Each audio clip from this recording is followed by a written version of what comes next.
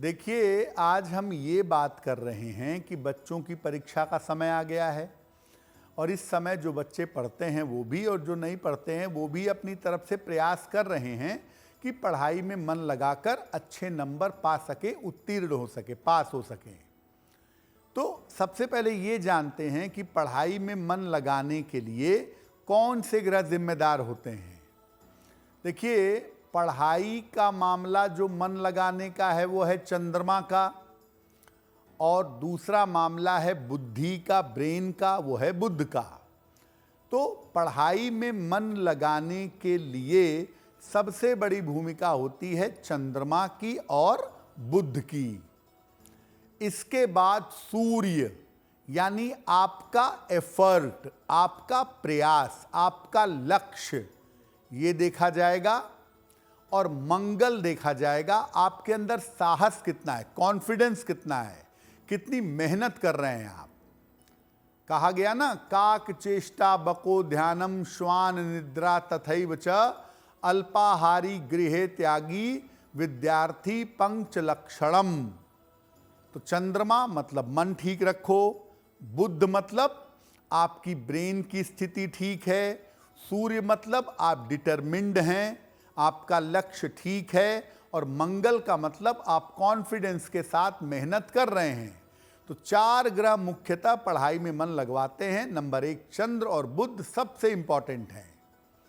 कुंडली का दूसरा, चौथा और पांचवा, ये तीनों भाव एजुकेशन के, शिक्षा के बेसिक भाव हैं। हालांकि पांचवा भाव ज़्यादा इंपॉर्टेंट है, लेकिन दूसरा मतलब प्राइमरी एजुकेशन, चौथा मतलब मिडिल एजुकेशन, और पांचवा मतलब और आगे की शिक्षा। तो सेकंड, फोर्थ और फिफ्थ हाउस भी जो कुंडली के हैं, दूसरा, चौथा और पांचवा भाव, ये भी बड़े इंपॉर्टेंट हैं।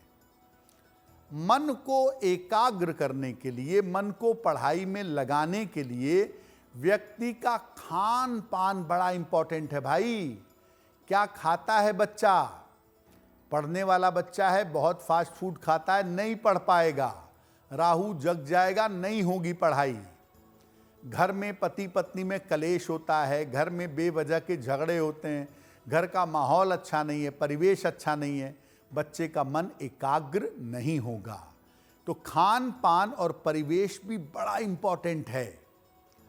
तो आप ग्रहों को देखिए, बच्चे के फूड हैबिट्स को देखिए और घर का माहौल देखिए, तब इन चीज़ों को देख करके, इनमें सुधार करके आप बच्चे के मन को एकाग्र कर पाएंगे, ताकि वो पढ़ाई में मन लगाए और पढ़ाई में मन लगा के आगे सफल हो जाए।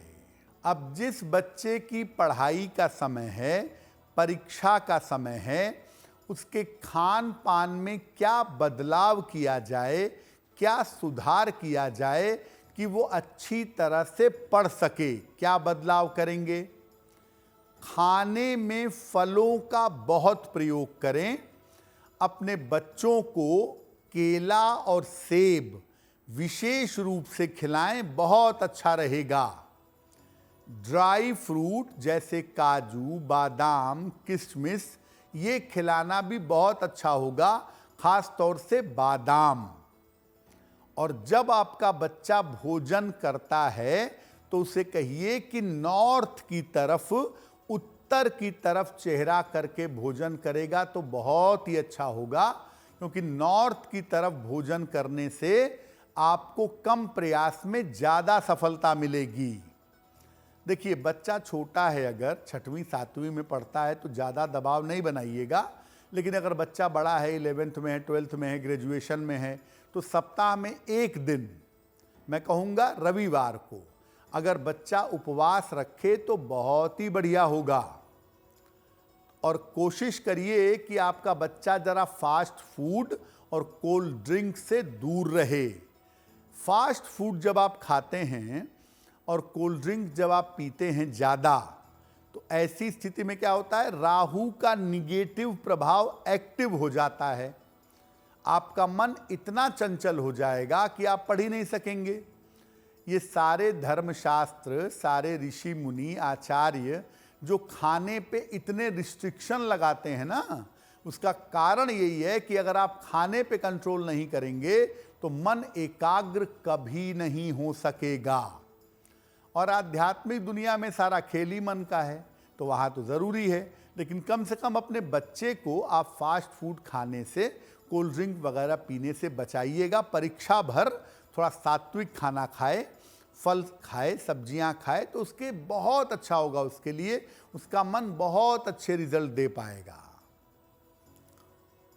अब एक चीज़ और है, परिवेश। जिस माहौल में बच्चा रहता है और घर वालों का रहन सहन कैसा है, उसमें कैसे सुधार करें, कैसे बदलाव करें कि बच्चे के मन पर, उसकी एकाग्रता पर अच्छा असर पड़े। देखिए, देर रात तक बच्चा जगे नहीं और सुबह देर तक सोए नहीं, इसमें थोड़ा सा बदलाव करने की ज़रूरत है। देखिए, बहुत सारे बच्चे कहते हैं कि मुझे रात में पढ़ने में ज़्यादा समझ में आता है। कोई बात नहीं, रात में पढ़ने दीजिए, लेकिन ये है कि सुबह भी जल्दी उठ जाना चाहिए और उसके बाद थोड़ा सा पढ़ाई लिखाई या पूजा वगैरह करके फिर आप सोइए तो ठीक है। लेकिन पूरे रात भर पढ़ रहे हैं, पूरे दिन भर सो रहे हैं, पूरी बायोलॉजिकल साइकिल बिगड़ेगी, वो पेट के लिए अच्छा नहीं होगा, बीमार हो जाएंगे। थोड़ा सा ध्यान दीजिएगा। बच्चों को वैसे भी मैं हमेशा कहता हूं कि कॉस्मेटिक्स का, परफ्यूम का इस्तेमाल नहीं करना चाहिए। अब आजकल के माता पिता तमाम तरह के कार्यक्रमों में, शोज़ में और प्रतियोगिताओं में बच्चों को पूरी तरह से रंग देते हैं, पोत देते हैं, पूरा रंगा पुता बच्चा ले जाते हैं। तो देखिए, आपको बच्चे को अगर पढ़ाना है, जीवन में आगे बढ़ाना है, तो कम से कम सुगंध और सौंदर्य प्रसाधनों से अपने बच्चे को दूर रखिए। ज़्यादा से ज़्यादा इस उम्र में, जो पढ़ने वाली उम्र है, चंदन की सुगंध बहुत ही बढ़िया है, इसका प्रयोग किया जा सकता है।